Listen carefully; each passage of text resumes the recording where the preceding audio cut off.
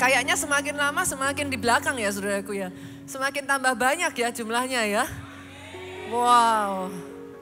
Hari ini saudaraku saya amazed loh. Kenapa saya amazed? Karena kita akan membuka ibadah yang ketiga. Jadi setelah ini kita masih ada satu kali ibadah lagi. Boleh kita kasih tepuk tangan? But then saya bisa melihat ya saudaraku terus again and again. God is faithful. Tuhan itu Allah yang setia, ditambah-tambahkanlah jumlahnya. Semakin banyak yang semakin mengenal Yesus. Doa saya boleh Bapak Ibu, jangan hanya datang ke tempat ini, tapi biarlah hidupmu diubahkan. Ngalami Yesus secara pribadi, ngalami power itu, ngalami life itu, ngalami healing dalam hidupmu. Kita mulai ya, sekali lagi tepuk tangan paling meriah buat Yesus Tuhan kita. Thank you. Hari ini saudaraku kita masuk pada bagian yang terakhir dari seri firman Tuhan, The Spirit of Wisdom. Kalau boleh saya katakan, this is the part where you will need it every single day of your life. Ini bagian yang terakhir ini justru saudara akan butuhkan ini di setiap kehidupan saudara, every single day. Kenapa saudaraku? Because life is a battlefield. Hidup itu peperangan Pak. Saudara sadar nggak sadar tiap hari peperangan itu terjadi. Sesederhana kalau mata kita dibukakan sama seperti bujang dari Elisa waktu itu. Matanya dibukakan maka saudara akan melihat Pak. Life is battlefield. Dan kalau hidup itu adalah satu peperangan. Life is a battlefield. Izinkan saya juga mengatakan hal ini Bapak Ibu.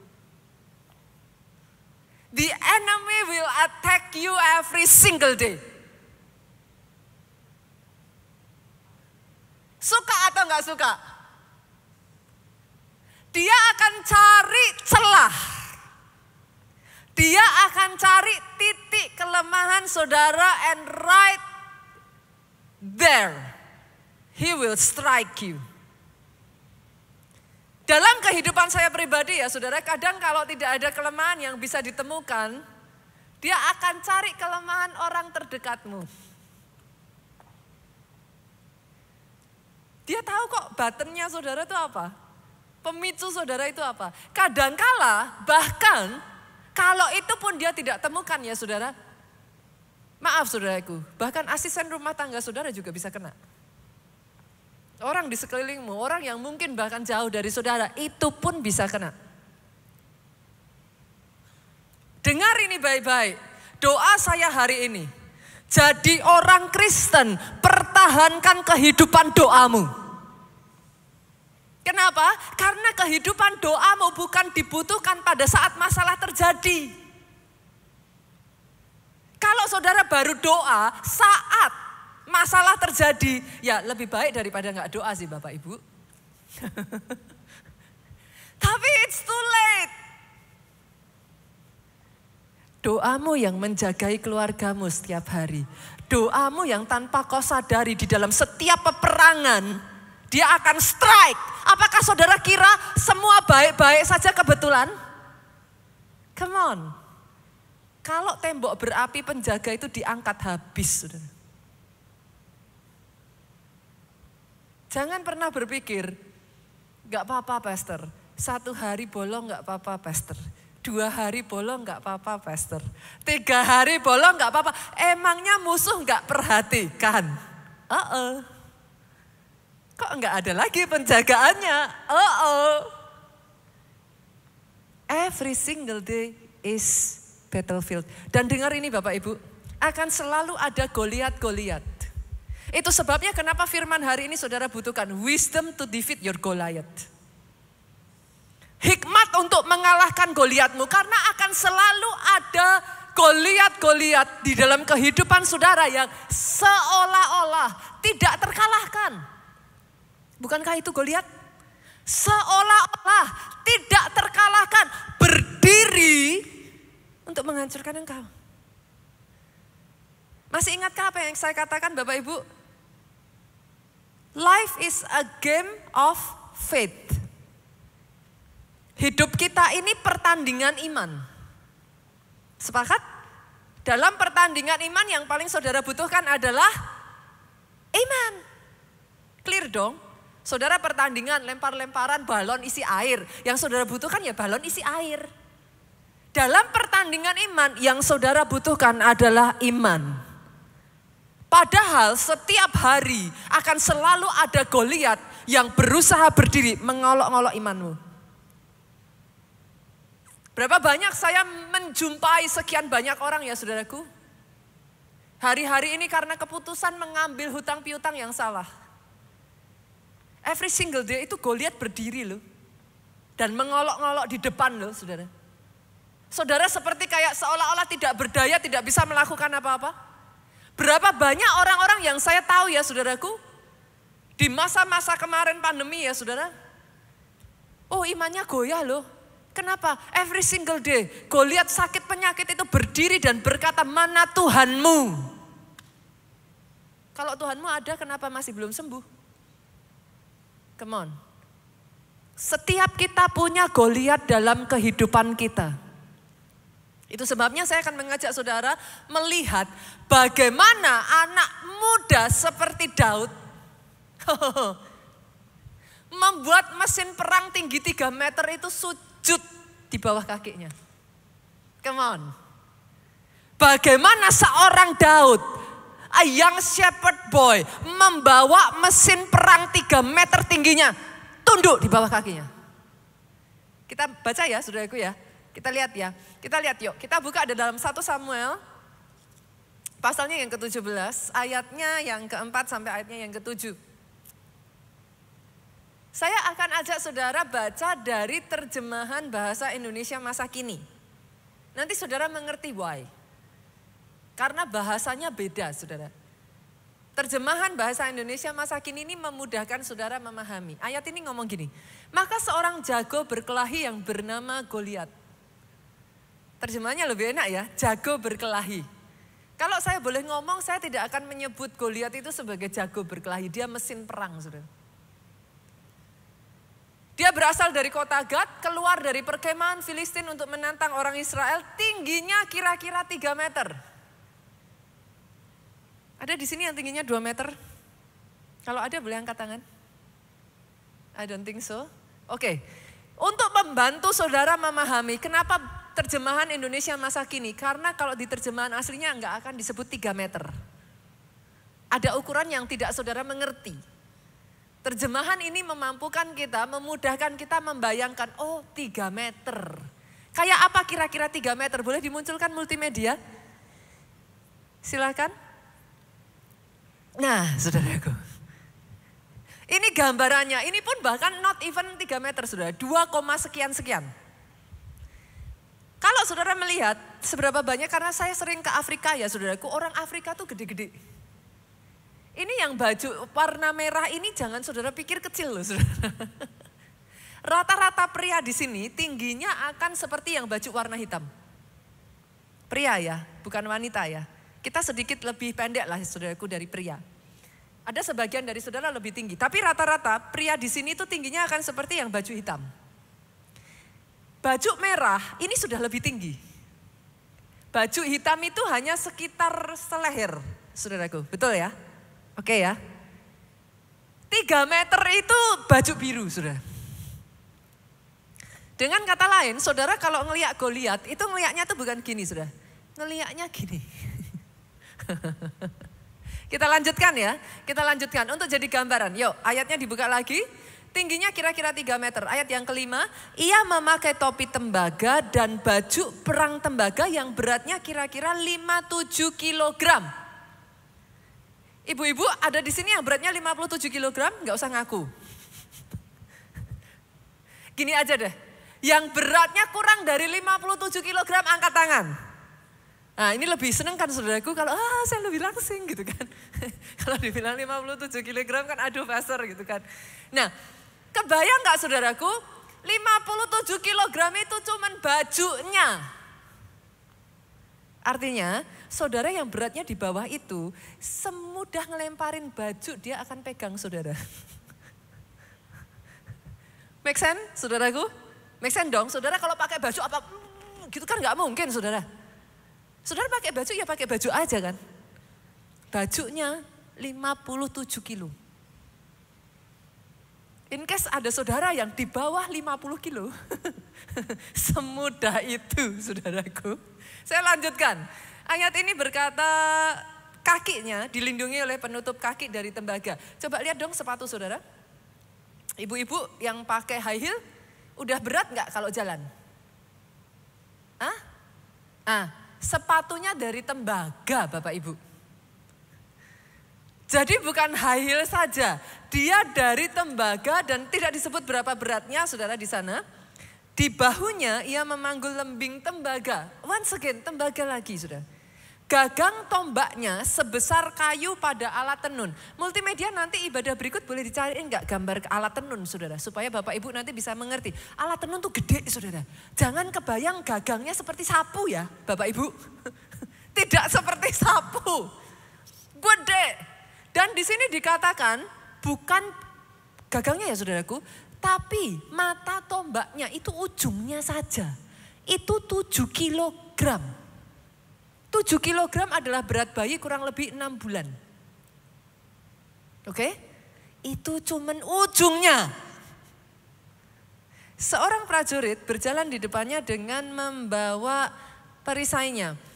Goliat ini adalah gambaran segala sesuatu yang bisa digambarkan sebagai sesuatu yang mengerikan buat saudara. Saul itu bukan pendek loh Bapak Ibu.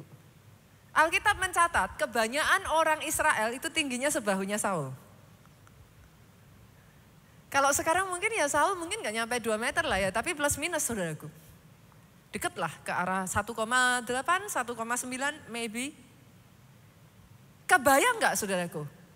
Saul dan seluruh pasukan yang sudah terlatih itu mereka ketakutan.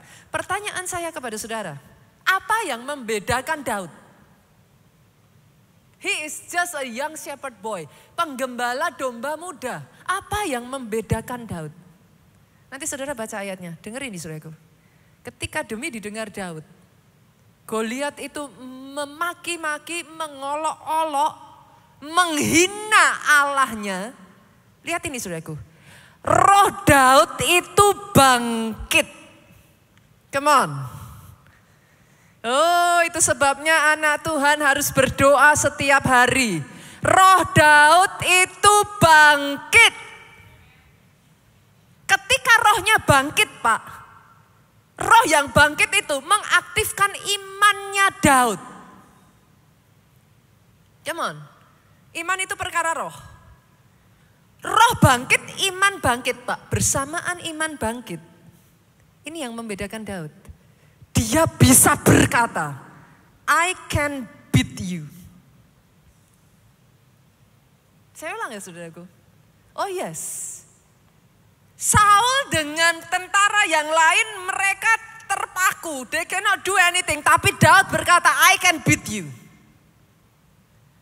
Dan karena Daud berkata, yes, I can beat you, maka ayat 48 dan 50 ditulis. Kita lanjutkan.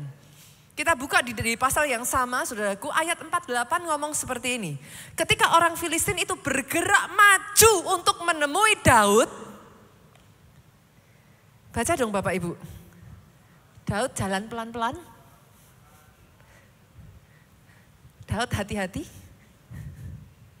Saudara pernah lihat orang tinju enggak? Nah ya, biasanya kalau tinju berat badan ataupun penampilan perawaan jauh lebih tinggi, saya tanya, petinju itu akan menghampiri dengan gimana? Saudara mengerti maksud saya? Tapi Alkitab mencatat dengan jelas, Daud loh saudaraku, segeralah dia berlari ke barisan musuh untuk menemui orang Filistin itu. Orang yang rohnya menyala-nyala, come on. Orang yang rohnya menyala-nyala, orang yang kehidupan doanya dijaga dengan baik. Itu sebabnya Alkitab berkata jangan dibiarkan padam. Api yang dibait Allah itu jangan dibiarkan padam. Bukankah tubuhmu bait Roh Kudus? Api yang dibait itu jangan dibiarkan padam. Biarlah rohmu menyala-nyala dan layanilah Tuhan. Saya perkatakan biarlah rohmu menyala-nyala dan layanilah Tuhan. Saya perkatakan biarlah rohmu menyala-nyala dan layanilah Tuhan. Ayat 49 ngomong, lalu Daud memasukkan tangannya ke dalam kantongnya, diambilnya sebuah batu dari dalamnya, diumbannya, maka kenalah dahi orang Filistin itu. Sehingga batu itu terbenam ke dalam dahinya dan terjerumuslah ia dengan mukanya ke tanah. Dia jatuh ke depan, bam. Saya suka sekali ayat yang ke-50. Boleh kita baca sama-sama? Dengan suara keras ya Bapak Ibu ya. 2, 3, ayat yang ke-50 boleh dimunculkan. Multimedia. 2, 3. Demikianlah Daud mengalahkan orang Filistin itu dengan umban dan batu. Ia mengalahkan, diulang dua kali. Orang Filistin itu dan membunuhnya tanpa pedang What does it mean? Ayat 4 Pak sampai ayat 7 tadi gak berlaku. Mau Goliat 3 meter kayak mau bajunya 57 kilo. Mata tombaknya 7 kilo. It doesn't matter. Ayat 50 ini berkata, Daud mengalahkan orang Filistin itu dengan umban dan batu. Hari ini saya berdiri di depan saudara dan saya katakan ini kepada saudara. Yes, Goliatmu bisa dikalahkan. Saya nggak dengar tepuk tangan yang paling meriah dari tempat ini. Yes, Goliatmu bisa dikalahkan. Pernah kebayang nggak saudara? Let's say ya, Goliat hidup untuk mendengar sejarah diceritakan tentang dirinya. Itu malunya kayak apa saudara? Kenapa ayat ini mencatat tidak dengan pedang? Malu nggak sih saudara, mesin perang tinggi 3 meter, berat, bajunya aja 57 km, kalah hanya batu kali. Coba bayangin kalau saudara jadi Goliat, terus sejarah menyanyikan lagu tentang saudara, saudara tidak dikalahkan bahkan dengan pedang. Tapi batu kali, what a shame. Pastor, what's your point? Dengar ini saudaraku. Iman membuka, hikmat itu mengalir dalam kehidupan Daud. Apa yang tidak bisa dilihat oleh Saul dan bangsa Israel, Daud bisa lihat. Kenapa? Karena Saul dan bangsa Israel berkata, Pak, yang ini aku gak bisa kalahin. This one is unbeatable. I cannot do it. Berapa banyak engkau berkata atas masalahmu, Pastor, I cannot do it. Pastor, saya sudah tidak bisa apa-apa lagi, Pastor. Berapa banyak dari antara saudara berkata, Pastor, kayaknya saya mundur deh yang ini. Tapi ketika Daud, rohnya bangkit, imannya menyala, dia bisa berkata, I can beat you. Dan ketika dia berkata, I can beat you, semua keran hikmat dalam kehidupannya itu terbuka. Hikmat Tuhan mengalir. Dia mulai melihat apa yang orang gak bisa lihat. Dan kali ini yang orang gak bisa lihat, dia ngomong, ada jalan. Bisa. It can be done. Bisa dilakukan. Itu sebabnya dia ambil batu kali itu dari kantongnya, saudaraku. Coba pernah terpikirkan gak sih saudaraku? Apa artinya coba kalau saat itu Goliat masih hidup, terus saudara keluarin. Terus Daud ditanya Saul, kamu mau ngalahin dengan apa? Terus dia bilang, ini. Coba bayangin deh saudara, apa artinya batu kali untuk mengalahkan Goliat? Come on. Wisdom membuat yang nothing jadi senjata pamungkas membalikkan keadaan. Oh, come on. Come on. Di tempat ini ada yang rohnya menyala-nyala. Biarlah rohmu menyala-nyala. Kenapa? Ketika apimu dibangkitkan. Saul boleh hebat Bapak Ibu. Prajurit-prajurit itu punya semua keahlian yang tidak dimiliki Daud. Tapi sorry. Orang sehebat apapun kalau rohnya padam, nothing.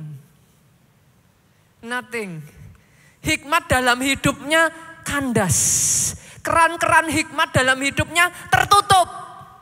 You cannot see. Hari ini saya berdoa ya saudaraku, sejak dari hari ini. Wisdom to defeat Goliath. Kalau setiap hari dalam hidupmu adalah battlefield. Sadar nggak sadar saudara, coba perhatikan aja. Pastor, kalau memang tiap hari battlefield, kenapa saya nggak kerasa? Ada momen-momen kok dijagai saudaraku, tapi di titik engkau lengah, kerasa nggak tiba-tiba kayak di strike. Di saat saudara paling nggak siap. Kenapa? Tiba-tiba saudara kayak nggak punya kekuatan aja untuk ngalahin. Kenapa? Powernya kurang.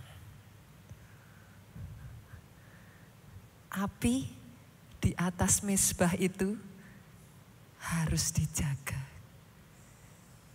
Jangan sampai padam.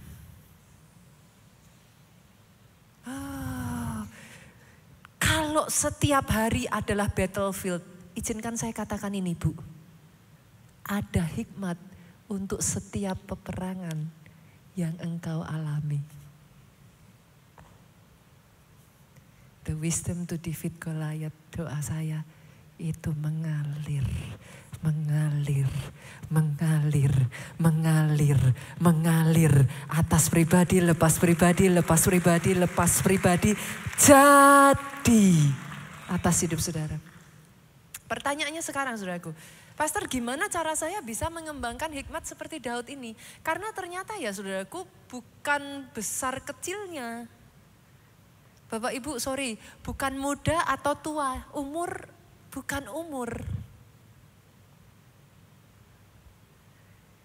Terus saya gimana Pastor? Cara saya bisa mengembangkan supaya saya punya wisdom to defeat my Goliath. Yang pertama, saya akan bagikan 4 Bapak Ibu, catat ya. Yang pertama, pegang kata-kata ini. Tidak ada rotan, akar pun jadi. Pastor, maksudnya gimana? Yes, I can. Mental, yes, I can. Daud nggak nunggu ada pedang dulu, Pak. Daud nggak tunggu ada tombak dulu. Berapa banyak Tuhan mau pakai hidup saudara ya? Saudara ngomong gini, Pastor, tapi saya nggak siap. Ibaratnya kalau jadi Daud, saudara maju terus saudara ngomong, Saul, saya dilatih dulu ya. Saya dilatih perang dulu. Saya nggak tahu, Daud bahkan tidak tahu cara menggunakan pedang saudaraku. Kenapa batu kali, kenapa umban, itulah yang dia pakai sehari-hari. He is good at it. Dia nggak tahu, dia nggak punya pedang. Unlike his brother, dia nggak punya tombak. Yang terus kenapa itu sudah ada di kantongnya? Bolehkah saya katakan ini? Tuhan mau pakai apa yang ada di tanganmu. You don't have to be good at everything. Saudara tidak perlu berkata, Pastor, kenapa saya nggak jadi seperti si A? Saya bukan si B, saya bukan si C. Yes, karena misi setiap saudara beda-beda. What you need is in your hand. Tuhan setiap panggil seseorang nggak cari yang dia nggak punya loh saudara. Musa datang dipanggil Tuhan, Musa ngomongnya apa?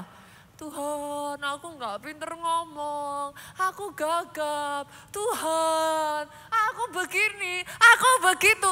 Tuhan tuh pertanyaannya simpel kok, kamu punya apa? Coba, Musa jawabnya apa? Aku nggak punya apa-apa. Berapa banyak orang-orang di tempat ini ketika Tuhan tanya dalam hidupmu, aku nggak punya apa-apa, aku bukan siapa-siapa, aku kan cuma orang kecil. Ayo, Tuhan nggak butuh itu. Tuhan cuma tanya, apa yang ada di tanganmu? Musa jawab, aku nggak punya apa-apa Tuhan. Tapi Tuhan ngomong, ada tongkat tuh. Masa tongkat? Oh sorry to say, tongkat yang bukan apa-apa ini ya saudaraku, dipakai Tuhan membelah laut merah. In case ada di tempat ini saudara yang berkata kepada saya, Pastor, siapa saya? Pastor, saya nggak punya modal yang cukup. Pastor, persaingan bisnis sudah semakin susah. Saya nggak punya koneksi. Come on. Apa yang ada di tanganmu? Kata Tuhan hari ini kepada pribadi, lepas pribadi di tempat ini. Masih ingat janda? Elia tanya apa sama dia? Apa yang ada di tanganmu? Dia bilang apa? Gak ada. Saya gak punya apa-apa kecuali sedikit tepung dan sedikit. Ada di sini yang sukanya ngomong gitu sama Tuhan? Sedikit. Aku tuh sedikit Tuhan. Aku dibandingin yang itu sedikit. Tuhan gak butuh saudara ngomong itu. Hari ini dia bertanya kepada saudara, what is in your hand? Apa di tanganmu? Karena bahkan minyak yang tinggal sedikit itu never run dry. Tidak pernah habis. Minyak yang sedikit Pak, bukan apa-apa itu. Dipakai Tuhan membalik keadaan janda miskin ini. Dia bukan hanya keluar dari hutang piutang suaminya. Dia keluar berkelimpahan. Oh, come on.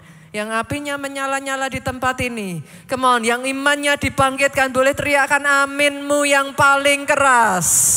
Aminmu yang lebih dahsyat lagi buat Yesus Tuhan kita. Tepuk tangannya boleh yang paling meriah. Yuk, tidak ada rotan akar pun jadi. Come on. Buang mulai hari ini ya saudaraku, jangan batasi diri saudara sendiri dengan semua keterbatasan saudara. Saya sering mengatakan ini, let God be God. If you believe He is God, let Him be one. Belajar, tidak ada rotan, akar pun jadi. Mulai hari ini boleh yuk Bapak Ibu yuk. Saya tuh belajar dalam hal ini kepada Pak Obajaya saudaraku. Bahkan di momen dimana dia itu seorang pengusaha yang gak punya apa-apa. Dia cuma punya uang 10 juta. Dibelikan mesin saat itu ya saudaraku, 10 juta itu besar. Tahun berapa? Tapi mesinnya tuh gak ada apa-apa. Compare dengan kompetitornya yang mesinnya 300 juta. Tapi selama saudara sudah ngomong dalam diri saudara, yang ini gak bisa dikalahkan. Itu keran-keran hikmat itu berhenti loh saudara. Ya sudah saudara freeze aja kayak bangsa Israel, kayak Saul. Keran-kerannya itu tertutup. Hanya ketika saudara bisa berkata, I can beat you. Itu keran itu nyala saudara. Air hikmat itu ngalir. Tiba-tiba saudara bisa ngelihat, Pastor Obaja punya 10 juta. Dia ikut expo Pak. Expo yang jual mesinnya 300 juta. Teknisi-teknisinya kan gak tahu saudara punya uang berapa. Tanya-tanya aja dengan pede. Banyak orang mau tanya aja takut loh. Ngeper loh. Udah tanya, nanti kalau gak jadi beli, ya gak apa-apa. Saya tuh menemukan dalam kehidupan suami saya Pak Jo ya saudaraku. Sering kali ya Tuhan menunjukkan kepada saya. Tahukah saudara bagaimana Tuhan memberikan tempat-tempat yang permai. Bagaimana Tuhan memberkati gereja kita dengan begitu rupa ya saudaraku. Di kota Solo Project yang akan berjalan.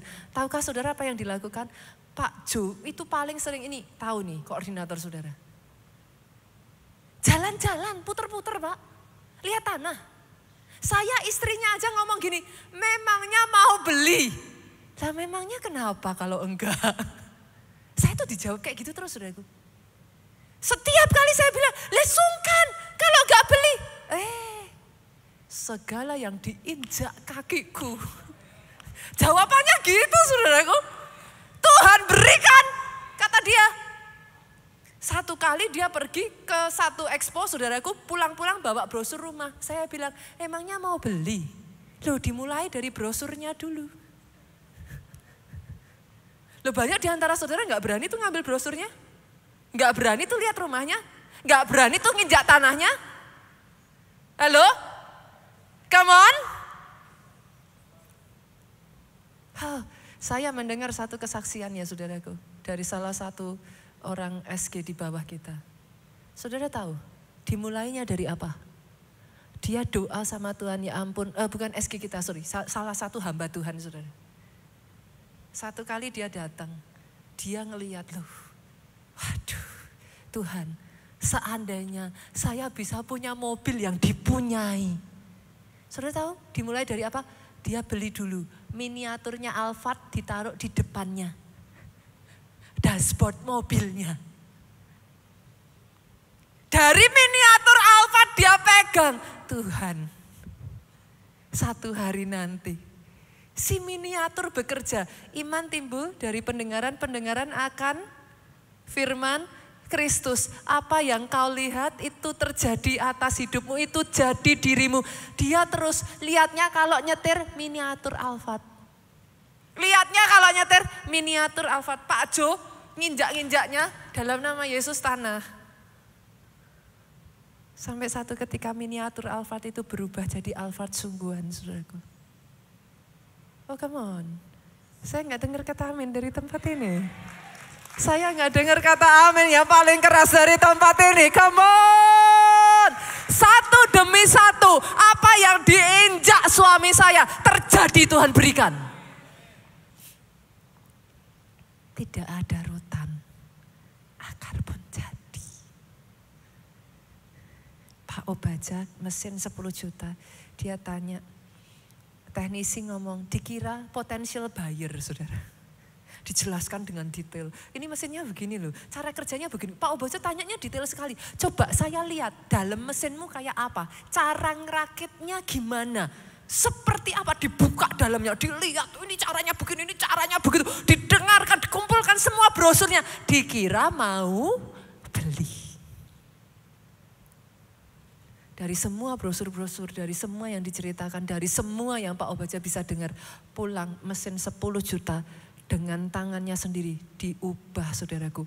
Bisa produksi dan menghasilkan sama dengan atau setidaknya setara dengan yang 300 juta.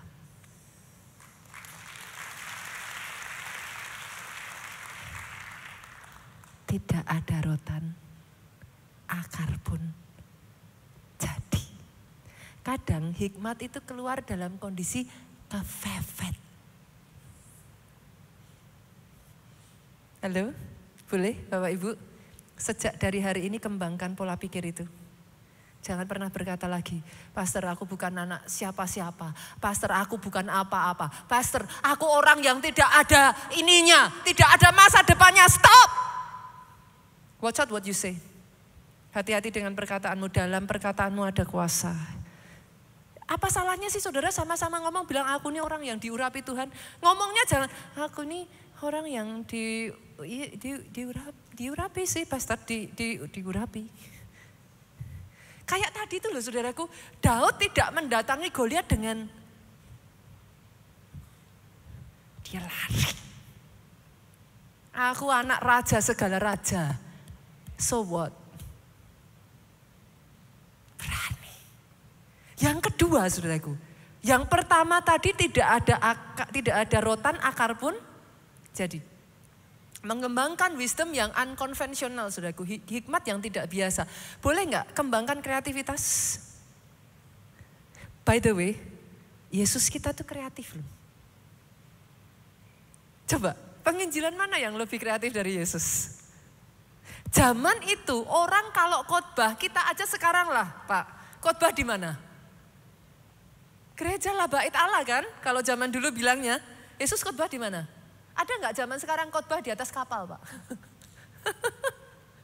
Loh Tuhan kita tuh kreatif loh. Dia khotbah, dia naik ke atas kapal, berlabuh, berlayar ke sana, ngadain mujizat. Itu gimana semua orang yang datang di situ nggak percaya?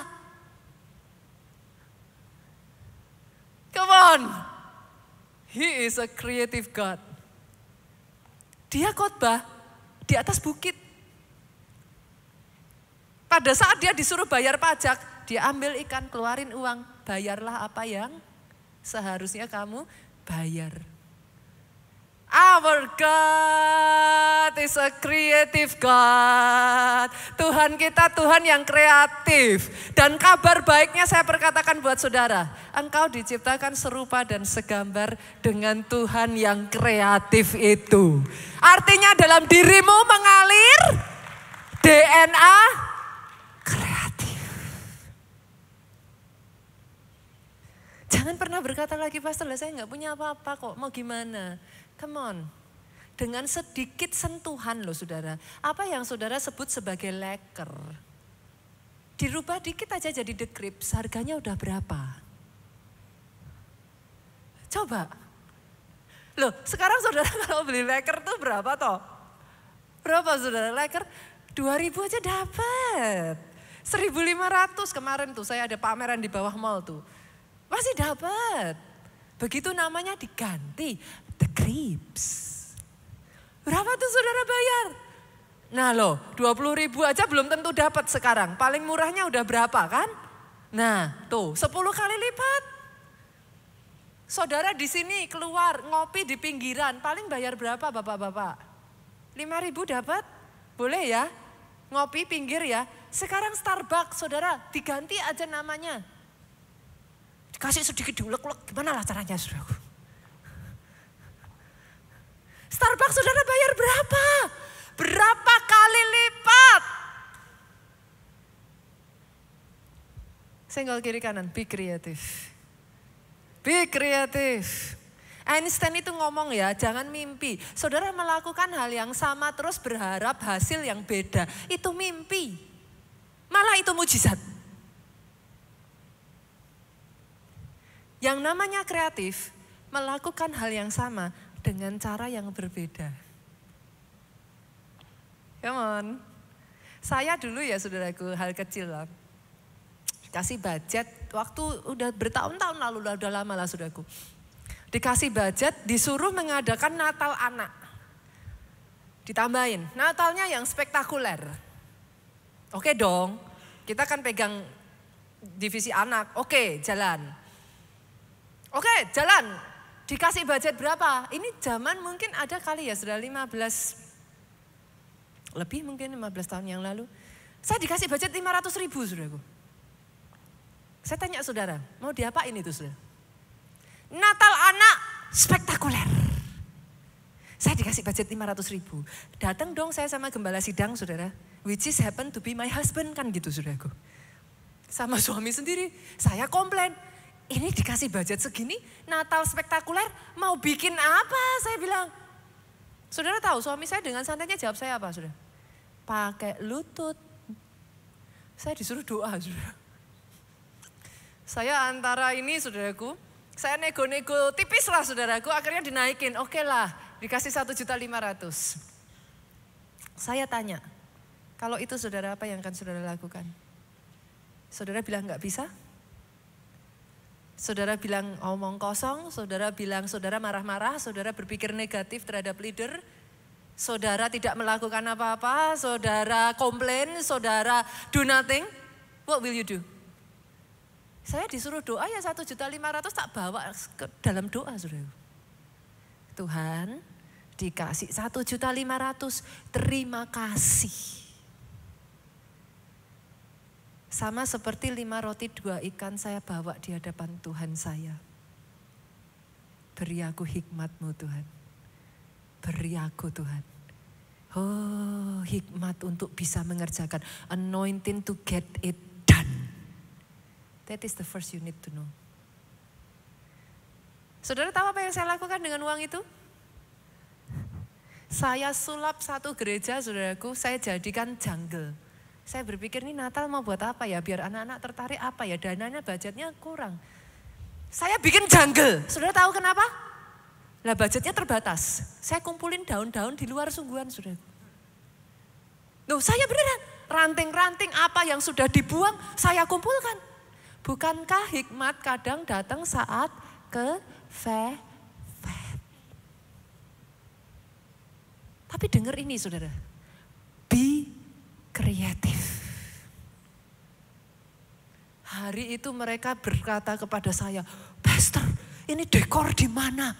Wah, pasti mahal ya, Pastor." Saya cuman asal tahu aja, saudaraku. Kadang kalau kita ceritakan bumbu dapurnya, nggak terasa mujizatnya, saudara. Tapi yang mereka tidak tahu, teman-teman semua bekerja keras, saudara. Mereka kumpulkan satu demi satu. Mereka hias, mereka ubah. Benar-benar terasa seperti hutan, saudaraku. Satu ketika mulai kan, dipercaya lebih dong, saudaraku. Sharing visi kan, dipercaya lebih. Jangan pernah komplain dengan apa yang ada di tanganmu. Come on. Come on. Jangan pernah komplain dengan apa yang ada di tanganmu. Yesus memberi contoh. Naikkan itu di dalam doa dengan ucapan syukur. Terima kasih Tuhan. Engkau sudah berikan di tanganku ini. Aku percaya Tuhan berikan hikmat. Apa yang sudah Tuhan berikan jadi terobosan.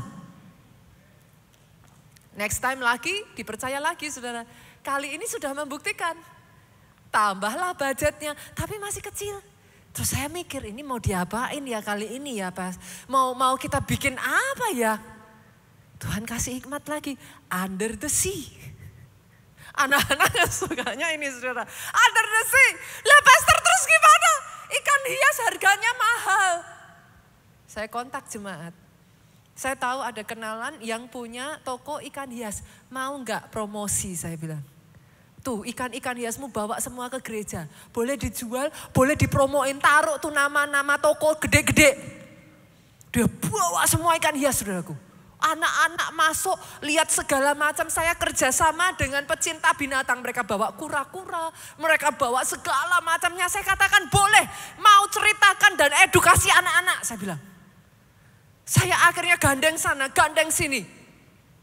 And everything is for free. Diubahlah gereja kita menjadi under the sea. Saudara boleh nggak dengar yang lain lah. Hikmat datang saat kepepet. Tapi itu semuanya bisa kau lakukan kalau rohmu menyala-nyala. Tuhanmu, Tuhan yang kreatif. Pernah lihat ikan yang bibirnya kayak pakai lipstik? Gak perlu beli mahal saudara, bibirnya sudah. Pernah lihat ikan yang tidak usah pakai baju? Ekornya sudah seperti baju. Itu apa yang cupang yang saudara suka lihat? Betapa cantiknya kan? Itu kan seperti kayak tarian flamenco saudaraku. Ekornya sudah melambai-lambai. Tuhanmu kreatif. Sejak kapan kita anak-anaknya tidak kreatif? Come on, come on. DNA itu mengalir dalam hidupmu. Jadi kreatif. ATM, amati, tiru, modifikasi. Jangan pikirnya ATM, apa Pastor? Duit gitu. Bukan saudaraku. Uang kalau dikejar itu punya sayap saudara. Dia terbang. Kejarlah hikmat, Alkitab berkata, nilainya lebih dari emas dan perak. ATM, amati, amati, semua dari amati. Minggu lalu saya katakan apa? Sediakan dana untuk belajar. Jangan hanya punya dana untuk makan Bapak Ibu. No, harus sediakan dana untuk belajar. Kalau saudara sudah sampai di satu level tertentu di mana saudara bisa pergi ke luar negeri, why not? Pastor, bicara luar negeri, makan aja puyang. Ya sudah, luar negerinya bawa YouTube. Ada kok semua di YouTube. Tapi pertanyaan saya, sama-sama nonton YouTube, yang ditonton apa? Ayo. Nah, ketawa toh saudaraku. Sama-sama nonton YouTube, yang ditonton cuman hahaha. Boleh nggak? Sama-sama pergi ke luar negeri, saya tanya, ngapain kalau ke luar negeri? Ibu-ibu shopping. Kalau ke luar negeri ngapain? Healing. Boleh nggak sih sama-sama saudara ke luar negeri, sama-sama saudara buka YouTube. Belajar. Karena yang ketiga saudara, poin yang berikutnya ya saya mau bagikan. Sama-sama melakukan sesuatu, kerjakan dengan excellent. Kerjakan excellent. Jangan separuh-separuh. Bukan cuman kreatif, tapi excellent saudara. Bicara soal kreatif ya Bapak Ibu. Ada satu orang dari Uganda. Dari keluarga yang mampu sama papanya dilempar ke Amerika. Ke Atlanta untuk belajar. Sama-sama saudaraku dia belajar. Satu kali dia pergi ke hotel. Mungkin buat saudara ini sesuatu yang biasa sekali. Saudara pernah ngalami enggak? Kita kalau di hotel sabun cuci itu loh Pak. Pernah ngalami enggak baru dipakai sehari besoknya udah diganti baru? Nah pernah ya. Buat kita itu biasa kan. Buat dia telepon papanya, Pak di sini ada keajaiban. Di Uganda saudara untuk orang makan aja susah. Boro-boro mikir sabun mandi. Jangankan mikir mandi Pak, makan aja gak punya uang kok. Satu kali dia melihat keanehan itu dan dia berkata dalam hatinya, aku akan membuat bangsaku bisa mandi gratis. Dia ngomong sama papanya, di sini sabun dibuang-buang Pak, baru dipakai cuci sehari buang. Dan kalau orang di luar negeri saudara harus tahu loh, dibuang tuh dibuang beneran saudara. Kadang beda ya, kita dibuang ada arti yang lain saudara. Kalau di sana tuh dibuang ya beneran dibuang, udah dibuang. 3 tahun berselang saudara, dia melihat fenomena itu. Dia mendirikan satu yayasan kemanusiaan. Dia utarakan, dia katakan idenya. Dia berkata kepada mereka, bangsaku gak bisa mandi. Bangsamu sabun dibuang-buang. Boleh gak aku minta semua sabun yang kamu buang itu. Dalam waktu singkat, 40 hotel menandatangani perjanjian. Terkumpul 50 ton sabun, saudara. Dia bekerja sama dengan kargo, saudaraku, yang memang punya hati misi, saudara. Dikirimlah 50 ton sabun itu, saudaraku, ke Uganda. Dikelola papahnya yang punya pabrik sabun. Dikelola sama papahnya, saudaraku. Disterilkan lagi, dibikin baru lagi itu sabun-sabun yang sudah dibuang. Dari apa yang dia lakukan ini saudaraku, dia membuat seluruh bangsanya mandi pakai sabun gratis. Boleh enggak saudara? Terjadi. Kreativitas. Dan sekali kau melakukan sesuatu, lakukan excellent. Lakukan excellent. Jangan malas. Jangan berkata, yang penting udah. Enggak. Kalau bisa, lakukan excellent. Saya tuh suka diprotes anak. Anak saya suka ngomong sama saya, Mami itu kalau ngasih orang kado, kok aneh-aneh. Mbok ya sudah kado dikasih. Kok sukanya dibungkus, di ini, di itu, diapain. Kalau enggak ada waktu ya enggak ini saudaraku. Tapi tuh apa ya, kalau kasih kado saya tuh suka yang emang orang aja lihat wajahnya aja tuh udah kayak keterima gitu saudara. Jadi anak saya suka protesin saya, Mami tuh aneh, kenapa toh nanti juga itu dibuang. Saya bilang betul, kadonya dibuang. Tapi kan hatinya udah seneng duluan. Dan senengnya lihat tuh kado gak akan dibuang. Come on. Saya khotbah hari Minggu, Bapak Ibu semua di sini para pelayan Tuhan ya, jemaat Tuhan ya. Saya enggak asal loh saudara. Anak saya nomor 2 itu fashion konsultan saya saudara. Sehari 2 hari sebelum saya khotbah, saya persiapkan loh saudaraku. Saya tidak ketemu saudara tanpa persiapan. Dan saya punya prinsip ya saudara, wajah cantik itu yang ngasih Tuhan. What can you do? Ya bisa dioperasi plastikan saudaraku. And which is okay. Tapi bolehkah saya katakan ini? Ada yang tidak bisa dibeli. Dan saudara tidak diberikan.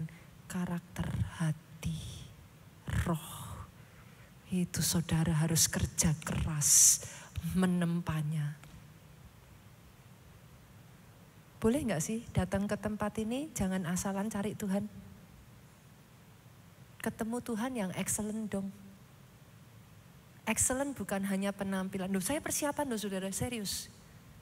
Anak saya tuh yang nomor 2 sampai kalau sudah knock, saya ketuk pintunya dia udah, what katanya. Dia udah tahu. Nanti saya akan masuk, ting, Gaby. Saya bilang, which one? This one or this one? This one or this one? This one or this one? Nanti belum ininya, belum apanya, belum ininya, belum yang ini. Dia sampai, katanya. Mami ngapain sih? Sama-sama lakukan sesuatu, saudaraku. Saya ingin memberikan contoh ini bukan dalam artian saudara harus sampai gimana, enggak ya saudara. Dengar ini, you are who you are. Spotlight itu bukan merubah hidup saudara. Spotlight itu hanya menampilkan dan menonjolkan siapa the truly who you are. Lakukan itu di tempat, anak saya pernah tanya saya, why do you do that? Saya selalu katakan, saya tidak melakukan itu untuk siapapun.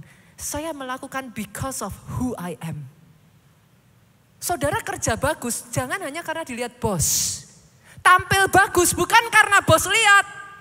Bukan asal bos senang. No, that is who you are. Pada saat Tuhan taruh spotlight itu hanya akan menonjolkan who you are. It doesn't change you. That is just you, but this time He give you platform.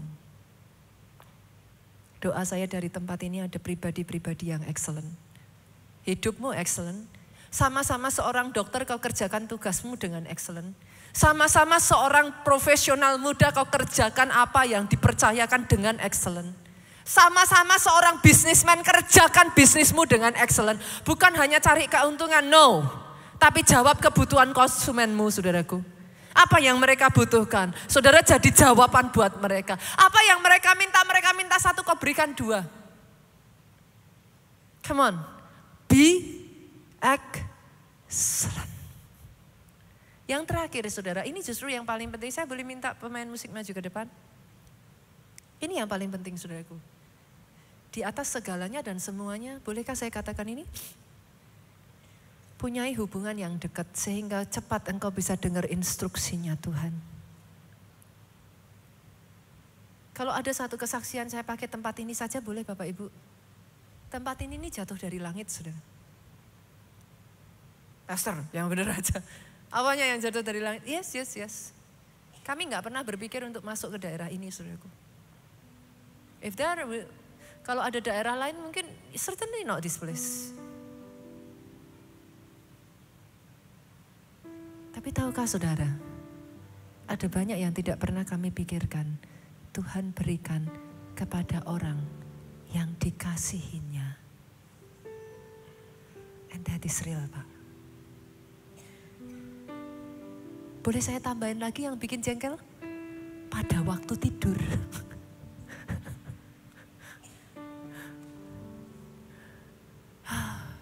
Boleh gak atau jadi orang-orang yang dikasih Tuhan saudara? Instead of saudara terus meminta, mencari apa Tuhan, berkati aku lebih Tuhan. Boleh gak diganti? What can I do Lord to make you happy? Aku bisa apa? Capek gak sih doa datang minta terus sama Tuhan? Sekali-kali dong. Tuhan, apa yang aku bisa kasih? Aku dikasih hidup, aku dikasih nafas. Aku dikasih semua yang baik. Apa yang aku bisa kasih?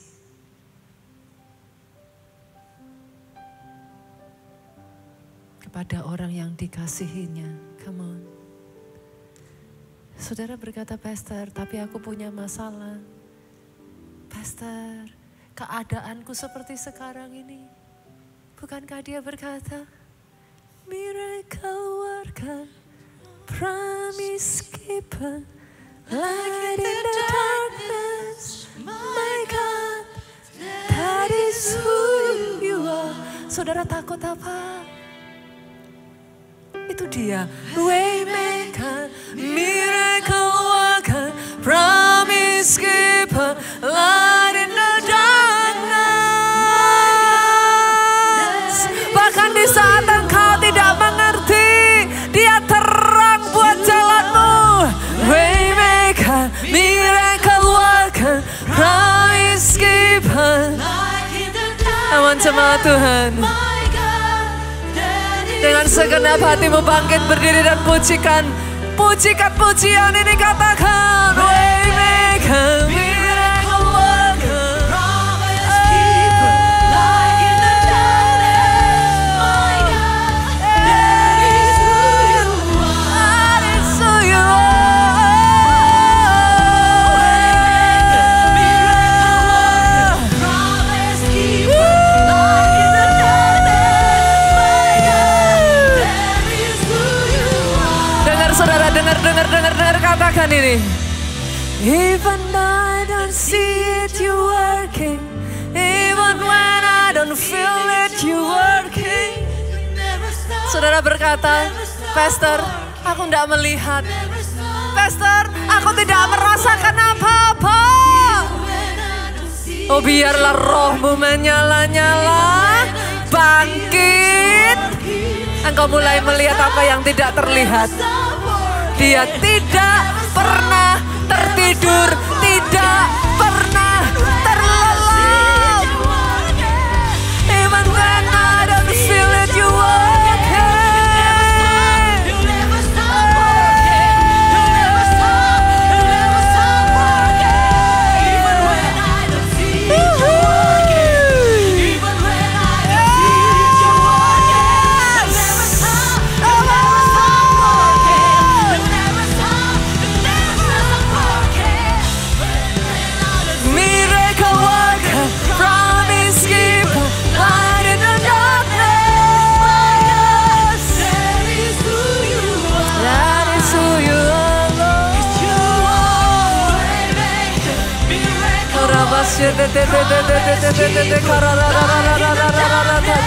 worker, that is who you are.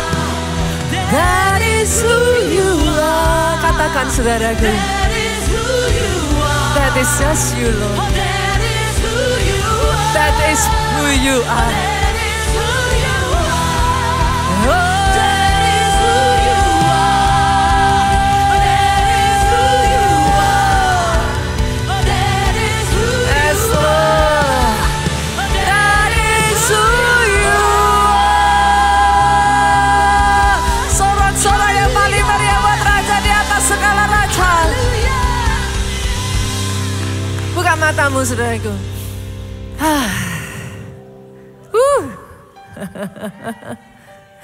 Even when you don't see it, He's working. Dia bekerja, saudaraku. Boleh nggak saya ajak, saudara? Karena kadangkala yang terjadi roh kita itu nggak cukup menyala. Apinya padam. Jadi saudara nggak punya kekuatan lagi. Imannya loyo. Jadi saudara kayak melihat semua gelap. Sama seperti Saul dan musuhnya. Itu sebabnya, dan pasukannya, saudaraku. Itu sebabnya boleh nggak saya ajak keluarga Allah puasa lagi yuk. Coba senggol kiri kanan. Saudara paham dong ada di gereja apa? Kita puasa 10 hari. Coba senggol kiri kanan. Buat keluarga Allah 10 hari kecil. Kecil tuh udah biasa kan? 50 hari udah pernah. 100 hari hajar.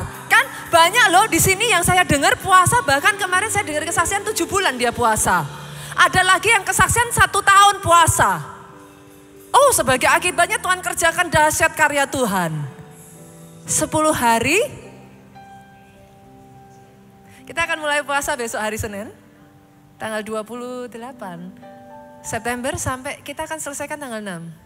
Setelah itu tanggal 9 September gereja kita akan mengadakan anniversary ulang tahun gereja kita di Jakarta, saudaraku. Akan dilayani oleh hamba Tuhan bernama Pastor Star Driven. Ini hamba Tuhan berasal dari Amerika, saudara. Saya mengalami, saudara, pertemuan pertama saya. Beliau ada di Afrika Beliau melayani di Nigeria, saudaraku, di gereja di tempat yang kami datang. Saat itu, saudaraku, mama dari suster saya, itu sudah hampir nggak ada. Sedangkan suster saya telepon saya, Mom, dia panggil saya Mom. Mom, saya harus gimana?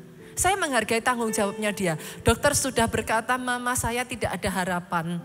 Tapi kan waktu itu saya ada di Nigeria, saudaraku. Dia mau tinggal anak saya, dia nggak bisa. Saya harus gimana? Dia telepon saya harus gimana? Hari itu saya minta Pastor Sardivan berdoa dari tempat yang jauh. Saya perkatakan kepada suster saya, mamamu hidup. Mamamu hidup. Mamamu hidup. Saya minta Pastor Sardivan berdoa bersama-sama, saudaraku. Pada saat itu kami sehati, kami sepakat. Hebatnya saudara, suster saya berkata, Mom, aku percaya yang Mom katakan. Aku akan tunggu sampai Mom pulang ke Indonesia dan aku tahu mamaku hidup. Sampai dari waktu saya pulang, saudaraku, mamanya disembuhkan total, dia merawat mamanya. Mamanya tidak meninggal, hidup. Ada begitu banyak mujizat Tuhan kerjakan di dalam kehidupan orang ini. Saya berdoa ya saudaraku, gereja kita agak hati-hati saudara, jujur membawa hamba Tuhan. Saya berdoa ya saudaraku, apa yang Tuhan karunia, yang Tuhan kerjakan dalam hidupnya itu biarlah itu diimpartasikan atas gereja di Indonesia. Tanggal 9 September saudaraku. Let's make this place full house, amin. Undang sebanyak mungkin orang. Saudara tahu nggak? Ibadah yang pertama saat ini itu sudah sampai belakang full ininya. Ibadah yang pertama dimulai jauh lebih sedikit dari saudara. Sekarang saudara baru berapa lama di tempat ini? Ibadah kedua Pak Budi? 3 bulan. Hampir belum ada 4 bulan, baru 3 bulan. And there you go. Tuhan akan tambahkan dan terus Tuhan tambahkan. Semakin banyak yang hidupnya diubahkan. Nama Tuhan dipermuliakan. Oke, mulai besok Minggu, besok Senin kita mulai puasa saudaraku. Buat saudara yang mau ikut UC di Solo, come on, ayo tanggal 12 sampai 14, belum terlambat.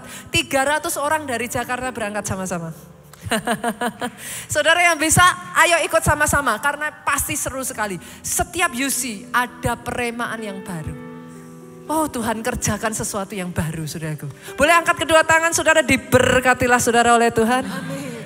Diberkati keluargamu oleh Tuhan. Amin. Come on, apa yang dipegang tanganmu dibuatnya berhasil. Amin. Tubuhmu sehat. Amin. Jiwamu baik. Kuat rohmu. Amin. Panjang umurmu. Untuk memberitakan semua perbuatan dahsyat yang daripada Tuhan. Pulang dari tempat ini bawa sukacita, damai sejahtera Allah Bapa. Cinta kasih Yesus Kristus, persekutuan dengan Roh Kudusnya sekarang sampai selama-lamanya. Kau yang diurapi, kau yang diberkati. Katakan dengan suaramu yang paling keras. Amin.